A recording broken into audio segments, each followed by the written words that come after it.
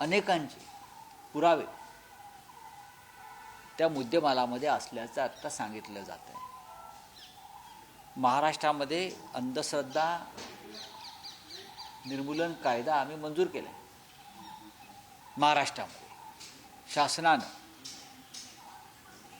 आणि असं असतानासुद्धा शासनातल्या महत्त्वाच्या पदावर बसलेल्या व्यक्ती, मग महिला आयोगाच्या अध्यक्ष असतील, मंत्री असतील, आमदार असतील, हे सगळे अंधश्रद्धा कुरवाळ, त्या बाबाचे कोणी पाद्यपूजन करत आहे, कोणी त्यांचे पाय धुत आहेत, कोणी त्यांच्या पायाचं तीर्थप्राशन करत आहे, कोणी त्यांच्याबरोबर पूजेला बसलं आहे, कोणी जादूटोणा करत आहे.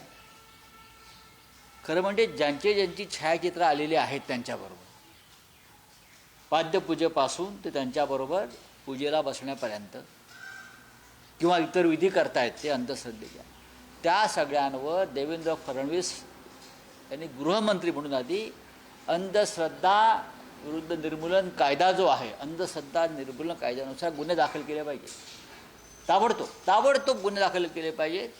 आणि महिला आयोगाचे अध्यक्ष आहेत, महिला आयोगाच्या अध्यक्षांचं काम काय आहे की महिलांवरील अत्याचारासंदर्भात आवाज उठवणं, अशा प्रकारच्या गुन्हेगारांवर कारवाई करणं. पण ते बलात्कार करणाऱ्या गुन्हेगारांचे जर कोणी पाय धुत असेल, मंत्री त्यांच्या चरणाशी बसत असतील, तर त्या महिला आयोगाच्या अध्यक्षांना आणि संबंधित मंत्र्यांना गृहमंत्री फडणवीस पदावर कसं काय ठेवू शकतात? त्यांना जर देवेंद्र फडणवीसांना थोडी जरी नैतिक चाड असेल आणि कायद्याची चाड असेल, तर ज्या मंत्र्यांचे आणि संविधानिक पदावर बसलेल्या व्यक्तींचे संबंध तिथे उघड होत आहेत, आधी त्यांना पदावरून दूर करावं, चौकशी समिती नेमावी ताबडतोब, आणि जोपर्यंत हे निकाल लागत नाही तोपर्यंत सत्तेपासून दूर ठेवावं. त्या महाराजाला कोण जो आहे म्हणतात, कोणी तो भोंदू बाबा, त्याला वाचवण्यासाठी सरकारमधले अनेक लोक प्रयत्न करत आहेत. एक लक्षात घ्या, सगळ्यात आधी महिला आयोगाच्या अध्यक्षांना पाय उतार केलं पाहिजे ताबडतोब. रुपाली चाकणकर महिला आयोगाच्या अध्यक्ष असून महिला शोषण करणाऱ्या आरोपांच्या हाय प्रोफाईल बाबांच्या संस्थांच्या संचालक आहेत. पाय तुटांना बघताय, काय ही अवस्था काय? नाही, महाराष्ट्राच्या पुरोगामी प्रतिमेला कलंक लावणारा हा प्रकार आहे. महाराष्ट्र आपण शाहू, फुले, आंबेडकर, प्रबोधनकार, ठाकरे, बरं, अशा महान पुरोगामी व्यक्तिमत्वांची नावं आपण घेतो. महाराष्ट्र हा कायम ढोंग आणि अंधश्रद्धा याविरुद्ध लढणारा हा महाराष्ट्र आहे. ढोंग आणि अंधश्रद्धा म्हणून देशातलं हे पहिलं राज्य आहे ज्याने अंधश्रद्धा निर्मूलनाचा कायदा केला. पण तुमच्या राज्याचे मंत्रीच सत्तेत टिकण्यासाठी, आपली पापं झाकण्यासाठी अशा प्रकारे अंधश्रद्धेचा वापर करून दबावाचं राजकारण करणार असतील, तर मला वाटतं की हे गृहमंत्रालयाचं काम आहे की संबंधित, आणि स्वतः मुख्यमंत्री आहेत ते, त्यांनी ताबडतोब बडतर्फ केलं पाहिजे अशा लोकांना. सर, एखाद्या महिलेवरती अत्याचार झाला की महिला आयोगाकडे न्याय मागायला जाते, इथं महिलांवरती अत्याचार झालाय आणि त्याला काय त्यांना न्याय नाही, असं ह्या ज्या महिला आयोगाच्या अध्यक्ष आहेत त्यांच्यावरती आतापर्यंत अशा प्रकारचे अनेक वेगवेगळ्या पद्धतीने आरोप झालेले आहेत, त्या वादग्रस्त आहेत. त्यांना कोण आणि का वाचवत आहे हे आता मला फार कोडं पडलेलं आहे. त्यांना कोण आणि का, कशासाठी वाचवत आहे, का वाचवलं जात आहे? आज पाडव्यासारखा दिवस आहे, मराठी नववर्ष आहे, शुभ दिवस आहे, आणि संबंधित ज्याला अटक झाली आहे तो भोंदू बाबांनी अनेक महिलांवर अत्याचार केले, बलात्कार केले, शोषण केलं आहे. त्या सर्व मराठी महिला आहेत अशी माझ्याकडे माहिती आहे.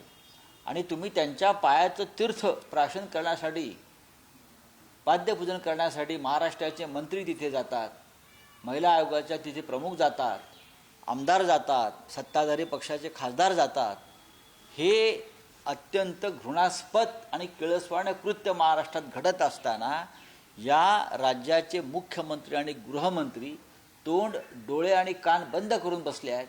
हे या राज्याचं दुर्दैव आहे. रुपाली चाकणकर ट्विट करून म्हणतात, कॅप्टन खराट यांच्या वैयक्तिक आयुष्य किंवा त्यांच्यावर झालेल्या आरोपांबद्दल मला काहीच कल्पना नाही. असं कसं होऊ शकतं? मूर्ख आहेत त्या आणि खोटं बोलत आहेत. त्या खोटं बोलत आहेत. मुळातच त्या पदावर त्यांनी मिनिटभरही राहू नये. त्यांच्यात थोडी जरी नैतिकता शिल्लक असेल तर यात वैयक्तिक आयुष्याचा प्रश्न येतो कुठे?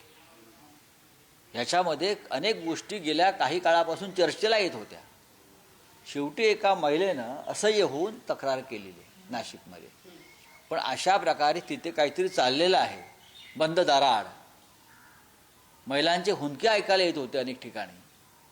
तुमचं काम आहे आणि तुम्ही दबाव आणून अनेकांना तक्रारी दाखल करण्यापासून रोखल्याची प्रकरणं समोर आलेली आहेत.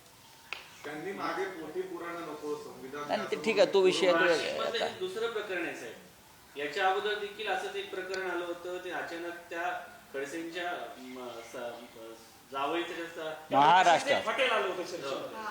महाराष्ट्रामध्ये मी नेहमीच म्हणतोय, महाराष्ट्राला जेव्हा आपण पुरोगामी राज्य म्हणतो, प्रोग्रेसिव्ह स्टेट म्हणतो, याचं कारण आम्ही ढोंग आणि अंधश्रद्धा याविरुद्ध कायम लढे दिले. पण दुर्दैवाने गेल्या 10-12 वर्षांमध्ये देशात आणि महाराष्ट्रामध्ये अंधश्रद्धेचा महापूर आलेला आहे. चला, थँक्यू. सर त्यांच्याकडे पिस्तूल सापडले माझं. नाही ते ठीक आहे. पोलीस पत्रकारांवरती कुत्रे सोडले जाते. हा पोलीस तपासाचा विषय आहे. मला जे म्हणायचं आहे ते मी म्हणालोय, राज्याच्या मुख्यमंत्र्यांनी ही गोष्ट गांभीर्यानं घ्यावी. सगळ्यात आधी महिला आयोगाच्या ज्या अध्यक्ष आहेत त्यांना पदावरून दूर करावं. जे मंत्री तुमच्या मंत्रिमंडळातले तिथे जाऊन विधी करत होते, ते विधी कोणते होते, कोणासाठी करत होते, त्यातून त्यांना काय निष्पन्न करायचं होतं, या संदर्भातली माहिती देवेंद्र फडणवीस आपण आपल्या गुप्तचराकडून घ्या. तुम्हाला अत्यंत धक्कादायक अशी माहिती मिळेल. महाराष्ट्रातल्याच आपल्या सहकाऱ्यांविरुद्ध अघोरी असं काम करण्यासाठी काही मंत्री तिथे जात होते. सर, काल तुम्ही एक ट्विट केलं रात्री उशिरा, कहाणी अच्छी आहे असं म्हणून तुम्ही एक व्हिडिओ राहुल गांधींचा जुना ट्विट केला. रेफरन्स आहे पक्ष सोडणाऱ्या लोकांचा. अर्थ काय घ्यायचा त्या ट्विटचा? त्याच्यामध्ये राहुल गांधींनी फिडेल केस्ट्रोची जी गोष्ट सांगितलेली आहे की सध्या जे पक्ष सोडतायत त्या पक्ष सोडणाऱ्यांची कथा त्याने सांगितलेली आहे. हे सगळ्यांनाच लागू आहे. हे शिवसेनेला सुद्धा लागू आहे. हे राष्ट्रवादी काँग्रेस पक्ष असेल किंवा जेथे जेथे नरेंद्र मोदी, देवेंद्र फडणवीस, अमित शहा पक्ष फोडेपणाचं काम करतात लोकांच्या